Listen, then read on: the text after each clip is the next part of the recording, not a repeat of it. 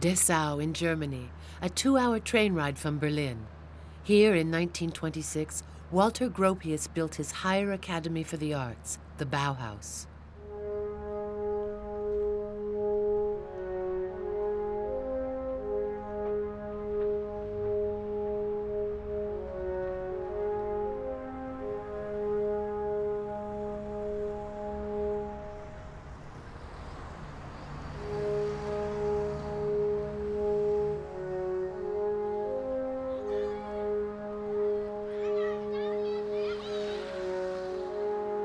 For the inhabitants of Dessau, the building that rose up before their eyes was a peculiar thing, with its glass walls, right angles, and flat roofs.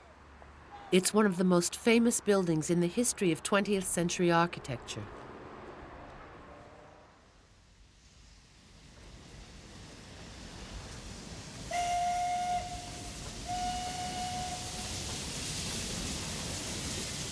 On December 4th, 1926, a steam train pulled into Dessau station. More than 1,000 guests, some from very far away, had made the journey for the inauguration of the Bauhaus. With the building located on the outskirts, the guests first passed through a city rooted in the past centuries. On the evening of its inauguration, spotlights illuminated the facade. Shining like a beacon, the Bauhaus seemed to be a symbol of renewed hope and recovered vitality 8 years after the tragedy of the Great War. Exhibitions, concerts, and theatrical performances followed one another over 2 days. A former student writes, "The huge building leaves a very special impression, almost unforgettable at night when all its rooms are lit up as on the day of inauguration, forming a visible cube circumscribed by the metal frame of its outer shell."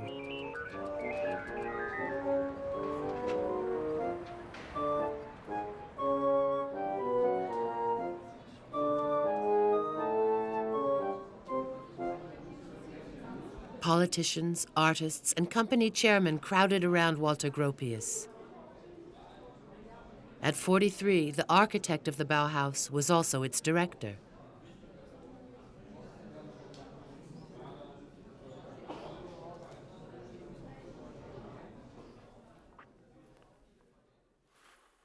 It all began in 1919 in Weimar, in a pre-existent public building without any particular architectural merit.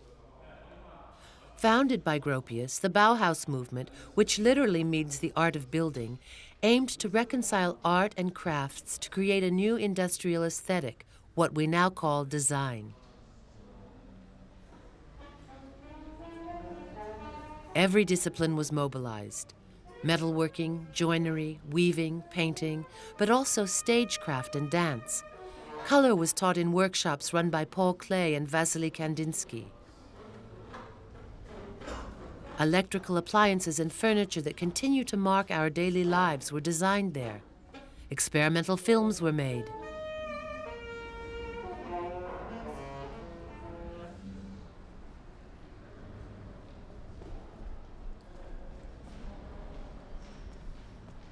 In 1925, the far right won the elections in Weimar and decided to shut down the school that was forced to find a home elsewhere.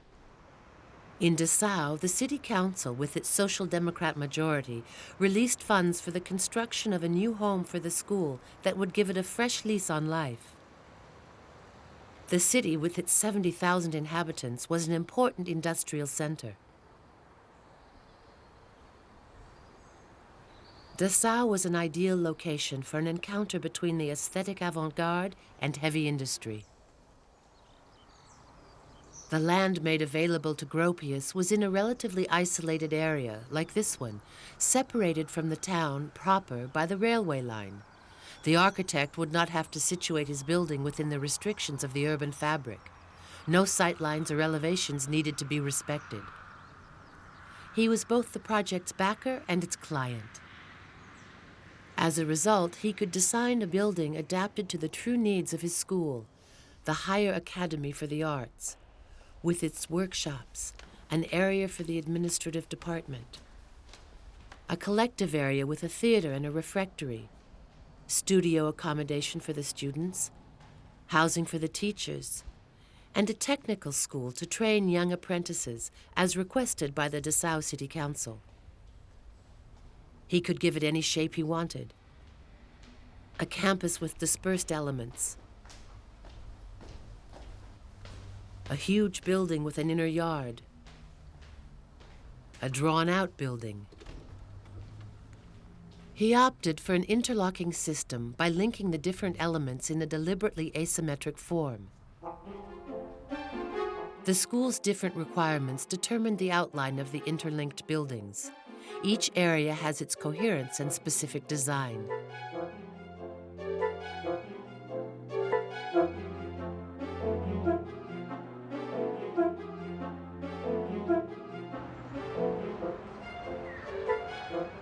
The Bauhaus isn't an easy building to understand at first.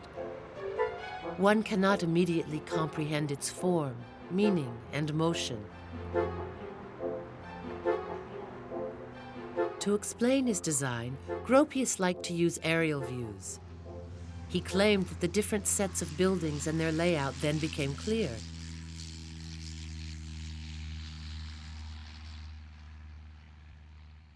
Junkers provided planes, and photographers revealed to the general public what modern architecture really was, suggesting that seeing the world from the sky would soon be the norm. Gropius, a resolute visionary, allowed all those who didn't yet have access to the airplane to abandon their static and passive approach to his work, and declared, "You must walk around the building to understand its materiality and the function of its various elements."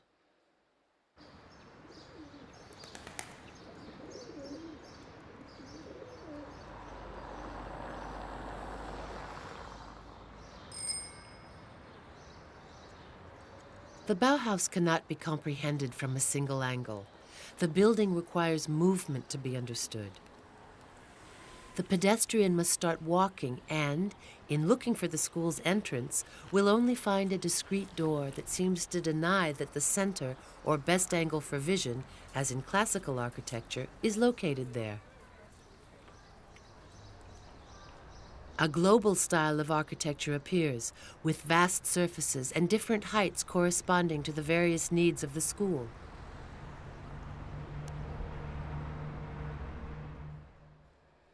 On one side, you find the Higher Academy for the Arts, a parallelepiped that houses the large Bauhaus workshops, a bare and functional area which would be given every symbolic opportunity for expansion, without any walls or partitions to give an impression of enclosure. Here, architecture is triumphant. It's all one sees, whether one is inside the building or outside it, actor or audience. Gropius wanted this to be the most powerful element of his project, the image that would mark people. The technical school required by the city council with its classrooms. No grandiose walls of glass here. The students would be less exposed to the gaze of others, as if hidden a little. Walls and corridors break up the work areas. The architectural style is clearly less complete and less prestigious than that in other parts of the building. The collective area where students of the technical school, those of the arts school, and the teachers could meet. It's a place for performance, leisure, and encounters.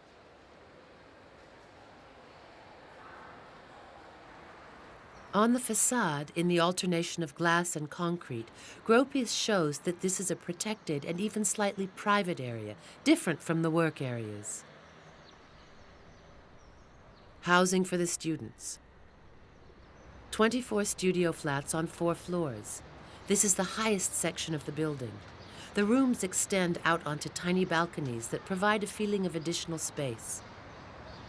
Here there are no large glass surfaces, and yet there's a rhythm that allows this facade to play with shadows and light, black and white, in the same way as the walls of glass. This is one of the elements that was most frequently copied by architects of the time. The school's administrative department, as well as the director's office, the one that Gropius was going to build for himself, also had to be at the center of the building, in a raised position, linking the two schools, Bauhaus and its workshops, and the technical school. In his initial sketches, Gropius already had the idea of a bridge, but he hesitated over its size. If it was too bulky, he would have to share this prestigious area. Too slender, and it would lack power.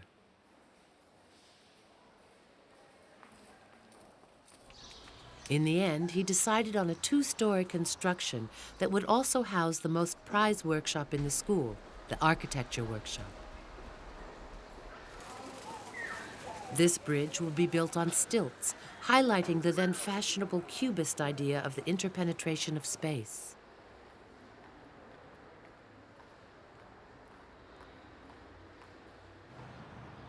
Having drawn the main outline and functions, Gropius had to decide on the orientation of the building. He would place it so that the sun in summer would wake the young students, thus reminding them of their first duty, a harmonious relationship with nature and hygiene, the guarantee of a new world.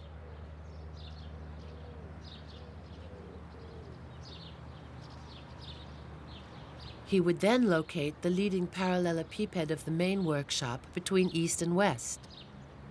All day long, the sun would flood the workshops with light.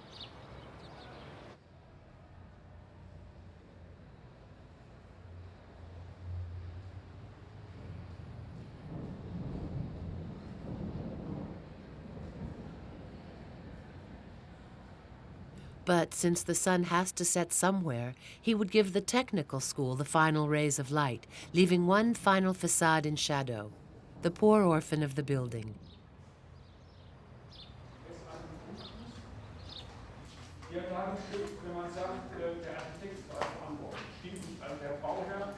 But once the building was in use, did the young Dessau apprentices have anything to complain about?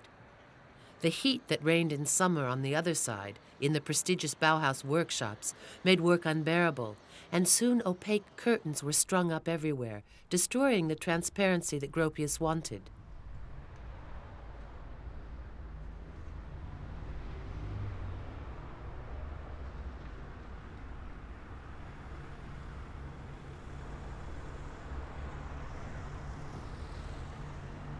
Similarly, in winter, the spacious workshops could be unpleasant to use since the steel structure tended to rust and was also very cold.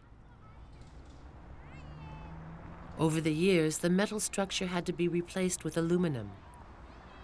Today, safety elements discreetly blemish the famous idea of a facade detached from the structure of the building. But Walter Gropius's brilliant idea is well and truly there. A facade bearing only its own weight without any link to the floor, like a curtain of glass. A simple facade that no longer plays the role of a bearing element in the building, leaving this task to the pillars set back from the facade proper. Industrial architecture was the perfect field to test new concepts. Gropius had already partially tested the glass curtain 7 years earlier for one of his first commissions, the Fagus factory built with Adolf Meyer. But in Dessau, he saw his idea through by suppressing all attachments and masonry on the facade to build a surface totally in glass. America was his inspiration. The country that seemed to be building itself up each day at the start of the 20th century found its first defender in Gropius, well before Le Corbusier. Compared to other countries in Europe, Germany seems to have a lead in the field of industrial architectural art. But in the motherland of industry, in America, large constructions have seen the light of day whose unrivaled majesty outdoes our best German buildings of the same type. The grain silos of Canada and South America, the coal silos of the huge railway lines, and the most modern workshops of the North American companies almost bear comparison with the buildings of ancient Egypt. The Bauhaus was built in just over a year. It was a very short period. A point needed to be proved. Gropius adapted Henry Ford's theories for the construction of his cars by launching an assembly line on a work site. In 1926, Gropius's American dream was completed in Dessau. The Bauhaus building immediately became one of the most filmed and discussed architectural works in Europe, as this footage from the 1930s shows.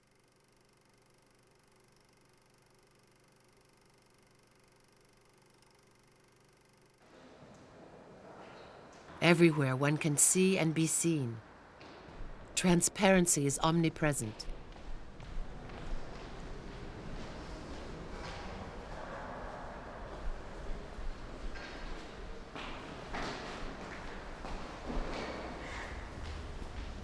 Does the Bauhaus really offer total liberty, or is it a place of oppression where all intimacy is banished and the group triumphs over the individual?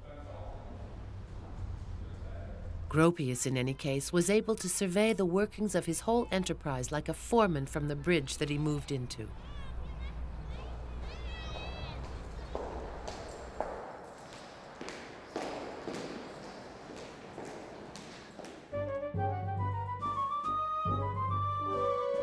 For several years, an atmosphere of unbridled creativity reigned in this place that its detractors looked on as a rather crazy experimental center.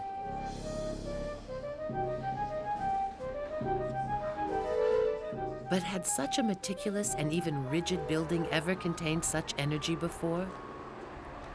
Walter Gropius's project was essentially a practical one. He intended to show the industrialists just how rational his ideas were. 4 stairwells lead to vast free surfaces, areas whose partitioning is adjustable at will. All superfluous elements have been removed. The load-bearing walls are highlighted. The pillars are strengthened and artistically designed. All the different areas communicate with each other. In this enclosed setting, the traditionally encased stairwells become vast and luminous meeting places that would inspire the photographers and painters of the school as the symbol of a new art of living. Everything was done to develop movement, encounters, and confrontation between students, areas, and disciplines.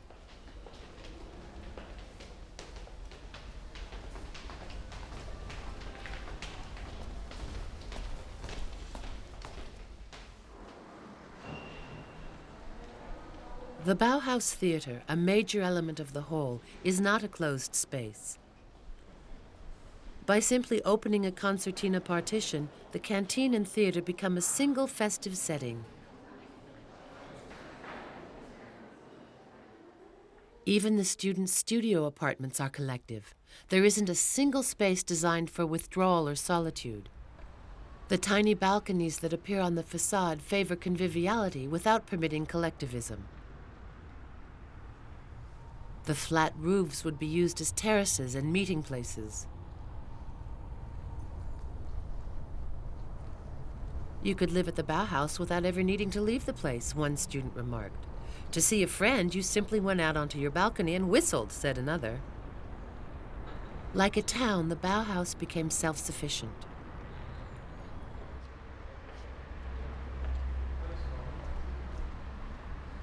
One witness relates, "The quest for cleanliness, clarity, and liberality has triumphed here. Through the vast windows, one can stand outside and watch a man at work, or a man at rest in his private life. The construction of each element is clear. No bolts are hidden. All metalwork is revealed. You can tell which raw materials have been used. One is strongly tempted to judge this sincerity on a moral level." Rudolf Arman. What is usually hidden must be visible. Gropius deliberately stressed the industrial aspect of the radiators.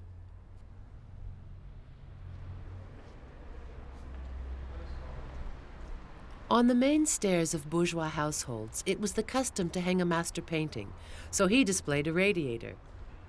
The time had come to admire present-day objects.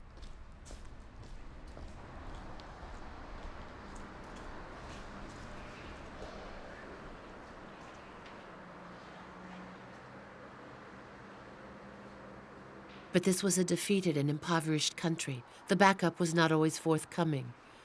Gropius had to use the means at his disposal, and certain mechanisms are more like a reminder of the Europe of the previous century than the American ideal.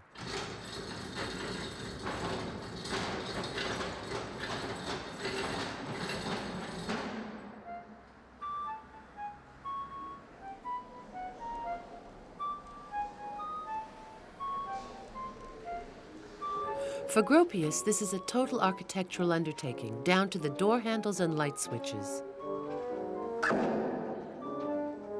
Convinced that the home and its furniture must have a sound relationship, at the Bauhaus we attempt to determine the form of each object according to its functions and natural constraints, thanks to a systematic process of theoretical and practical research in the fields of the shape, technique, and economy.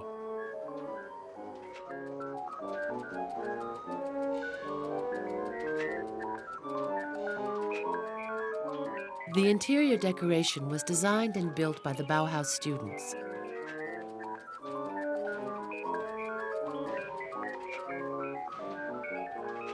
The metal workshop designed and manufactured all the lighting elements for the new buildings. The colors indicate the floors and workshop specialization. Paint is used for an architectural purpose. Through variations of colors, the rooms are structured and certain surfaces highlighted. Having completed his town factory school, Gropius still had one fundamental question to deal with. Where was he himself going to live, and how would he house the teachers? How could he reconcile the individual and the community in his global vision of architecture?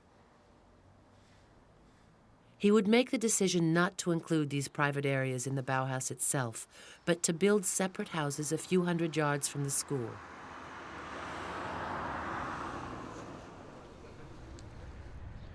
Paul Klee, Vasily Kandinsky, and all the teachers, known here as the masters, would be slightly isolated, confirmed in their superior status. These houses would use the architectural techniques of the main building, but would perform a solo. As symbols of the bourgeois home of the future, they looked like show apartments, down to the slightest detail.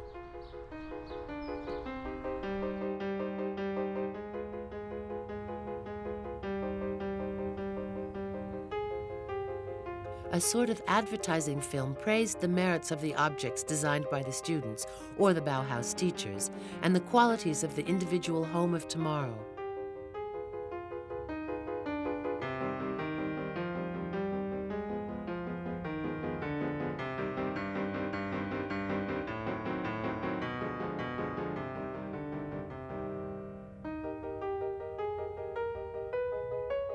Despite being a hymn to the art of living, the Bauhaus masters wouldn't be entirely happy in these houses. Apparently, Paul Klee didn't always feel comfortable in his showroom-like studio. As for Kandinsky, he couldn't stand being seen from the street and had all the glass walls painted white.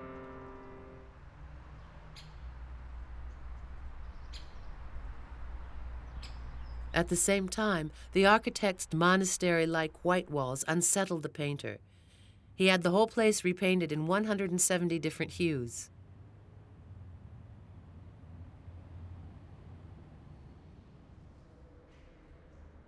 The Bauhaus soon became an electoral bone of contention in the struggle between the left-wing city council and the increasingly popular Nazi Party. Deemed decadent, Bolshevik, and cosmopolitan, the most famous art school of the modern era had to move with its students and teachers to the new premises in Berlin in 1933. Gropius would leave to join his American dream. The Bauhaus building remained as it was, abandoned by its detractors. The Nazis hesitated. What could be done with these flat roofs that appeared as a provocation to the German spirit? Some people suggested replacing them with something more Germanic, but gave up the idea. Others still perhaps dreamed of a few sizable structural modifications that would be understandable from the skies. In the end, they altered nothing and moved in. making it a school for girls, teaching cookery and sewing. On the eve of the Second World War, part of the Bauhaus became a training center for Nazi officials. In 1945, the building's facades were partially destroyed during the Allied bombing of Dessau, and Gropius's house was destroyed entirely. Then, in the New World Order, Dessau fell into the lap of East Germany. In the 1950s, the communists didn't like the Bauhaus either, considering in an official document that this school leads directly to the destruction of architecture. Even so, they didn't dare demolish the building and decided to leave it standing, hastily walling up the holes left by the bombs. To show that a page had been turned, a new private home was built on the site of Gropius's residence. Sloping roofs and geraniums were back.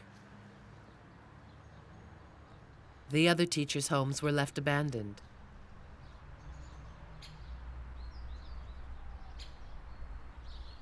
Gropius died in the USA in 1969, after finding fame and radically altering the course of American architecture.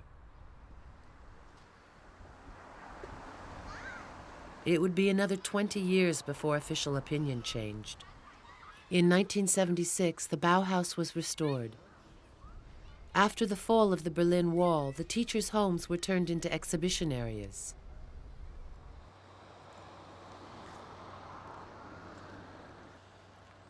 In the training of a talented architect, the quest is what counts the most. I believe that we need to lead our future architects from observation to discovery, from discovery to invention, and finally to urge them to use their intuition in giving artistic shape to our environment.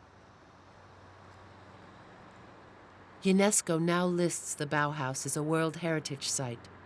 The building has been reopened to the public, part school, part museum.